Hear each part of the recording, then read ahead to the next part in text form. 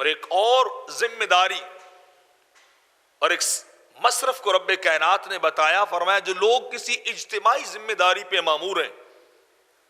وہ فلاح کا کام کر رہے ہیں، ویلفیئر کے کام میں مصروف ہیں، وہ دوسروں کی خدمت میں لگے ہوئے ہیں اور اپنے لیے کچھ نہیں کر سکتے، اپنی خاندان، اپنی فیملی، اپنی ذات کے لیے وہ کچھ نہیں کر سکتے، تو فرمایا تمہیں ان کو بھی اپنا مال دینا چاہیے، ان کے رزق کا، ان کی ضروریات کا انتظام پھر تمہیں کرنا چاہیے۔ رب ذوالجلال فرماتا ہے للفقراء الذین اسروا فی سبیل اللہ، فرمایا وہ فقیر لوگ جو اللہ کے راستے میں کسی ذمہ داری میں لگے ہوئے ہیں، کوئی اپنی ذمہ داری، اجتماعی ذمہ داری جو ہے وہ نبھا رہے ہیں،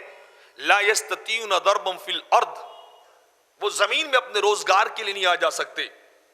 وہ زمین میں اپنی معاش کے لیے نہیں آ جا سکتے، اور حالت کیا ہے، یحسبهم الجاہل اغنیاء من التعفف، لوگ انہیں سمجھتے ہیں کہ شاید انہیں ضرورت نہیں ہے، یہ بڑے غنی ہیں، یہ بڑے مال و دولت والے ہیں، تعرفهم بسیماہم لا یسألون الناس الحافا، رب کائنات فرماتا ہے ان کے حالات اور ان کی نشانیاں تمہیں بتائیں گی کہ وہ ضرورت مند ہیں، اور ان کا ضمیر ایسا ہے کہ انہیں اجازت نہیں دیتا کہ وہ لوگوں کے سامنے ہاتھ پھیلاتے رہیں، لوگوں سے سوالات کرتے رہیں، وہ اپنی سفید پوشی کا خیال کرتے ہیں، اپنی عزت کا خیال کرتے ہوئے اپنی ضرورت کو ختم کر دیتے ہیں یا ضرورت سے صرف نظر کرتے ہیں، لیکن لوگوں کے سامنے مانگتے نہیں جا کر، لوگوں سے سوال بھی نہیں کرتے جا کر کہ ہمیں دو،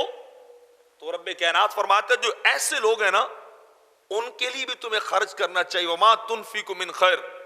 فإن اللہ بہ علیم، جو تم بھی اچھائی کا کام کرو گے، مال خرچ کرو گے، اللہ رب العزت تمہاری اس کاوش کو جاننے والا ہے، اللہ سمجھتا ہے کہ تم نے مال جو ہے وہ کہاں خرچ کیا ہے۔